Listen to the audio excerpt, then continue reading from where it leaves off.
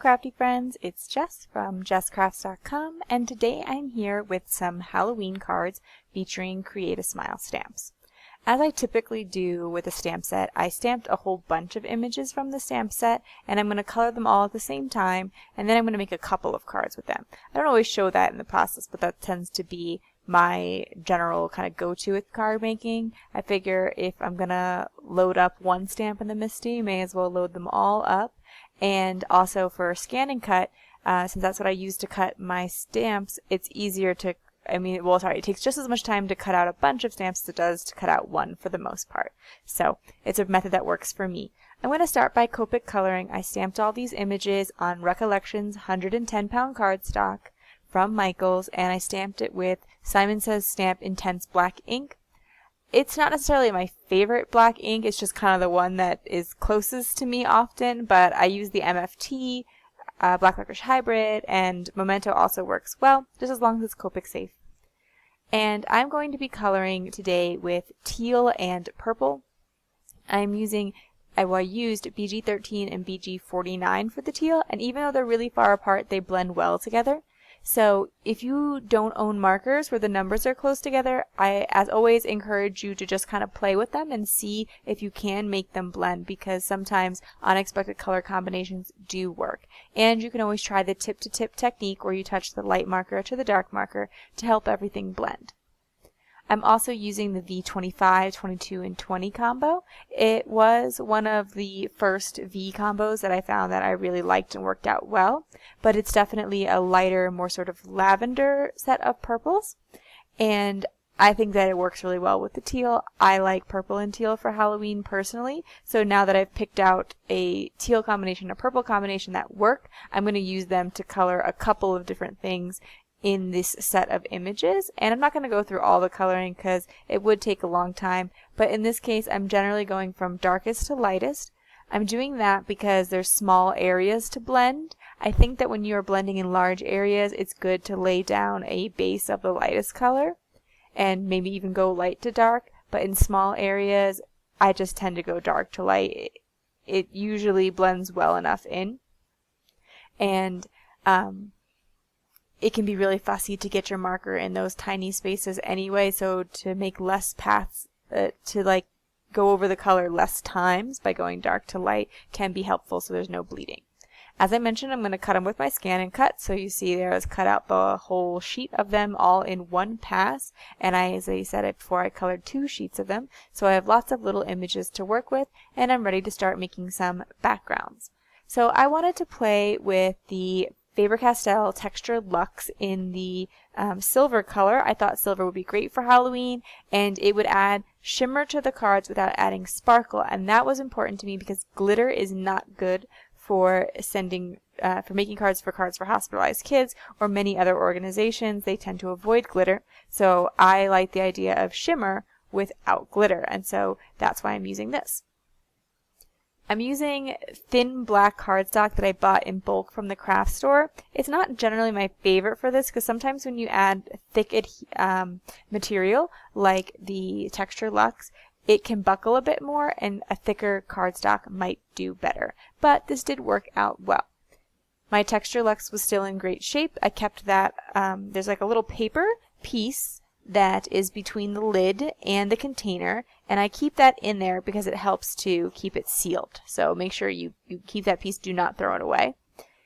I decided to try something a bit different with the Texture Luxe. I knew that I could take my palette knife and scrape the Texture Luxe through the stencil, and that would look awesome, but I was wondering if I could give it a thinner coat by dabbing it. So I have a makeup sponge here. I could also use a Tim Holtz foam blender tool, but I think that the makeup sponges work out to be a bit cheaper. You can usually pick them up at like a dollar store, 20 for $1 or so, and that way if it dries and hardens in between uses, you're not wasting as much money, but I would recommend washing it and trying to save it again for next time.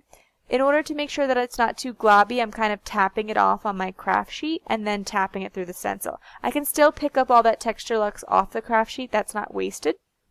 You can continue to scrape it off the craft sheet, but there'll probably be a little bit that might stick and you might not be able to get up. However, it uses a lot less than scraping the palette knife through the stencil. So I decided to create one where I patted the Texture Luxe through the stencil and covered the entire background, and then I made another one where I focused it in on the center and left the edges black, so I didn't pat it through the stencil completely. And that's one I did not film. However, it's the same exact technique you just saw, just not, completely covering the surface. But then I figured, why not do one the traditional way? If I've already got the Texture Luxe out, I tend to like to make a few backgrounds with it, as there's a certain amount of cleanup involved in using stencils with a paste. I'm just going to scrape it through this time, and I'm not going to cover the whole background, partly as I said because it uses up quite a bit of the material to do it this way, but also I think that by keeping it towards the center, it allows to create a natural focal point for the card and a place that I can center one of my critters. And I'm going to create a really rough look on the edges, just scrape it out till it thins out. And as you can see, it has, really rough edges, but it gives a fun look, I think, especially for Halloween. And there's no real precision involved, which is nice because you can't mess it up then. But once I had all my backgrounds completed, and there's that one where I did tap it through with a makeup sponge like I showed earlier, but I didn't cover the whole paper, I just sort of faded it out. I'm going to set the scenes. I decided to stamp the sentiments from the set. There are quite a few so that you can use it for non-Halloween things too. There is there's like a "you look great" or "I know how you feel." I guess for if somebody wasn't feeling so well, that might fit. But I went with the Halloween sentiments. As I mentioned before, I am making Halloween cards. I liked the pouncing technique here that I used because it gave a thinner cover of the Texture Luxe, and that meant that I could use foam tape without worrying that it wouldn't stick. Sometimes foam tape doesn't stick as well to lumpy texture.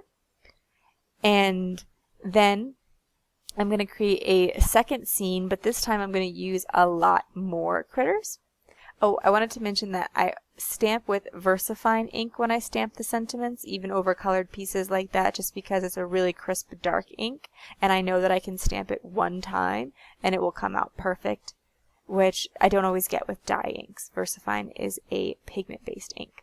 So here I want to create a little scene with my critters since I do have so many of them, and I thought maybe it would look like they were at a party.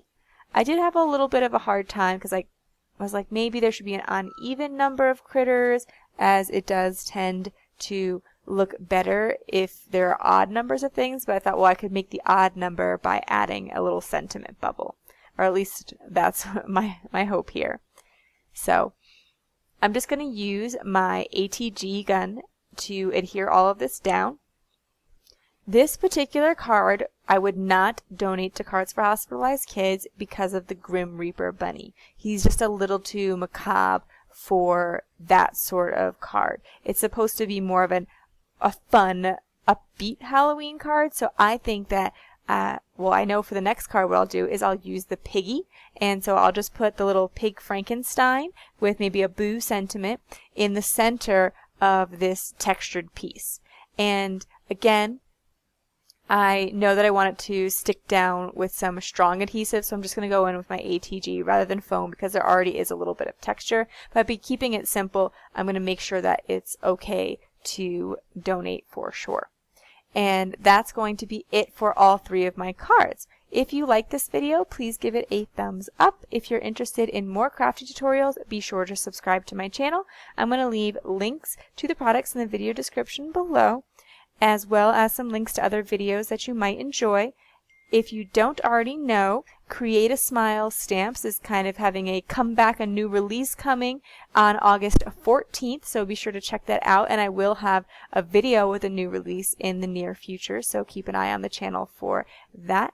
Thank you so much for watching. Have an awesome day. Bye.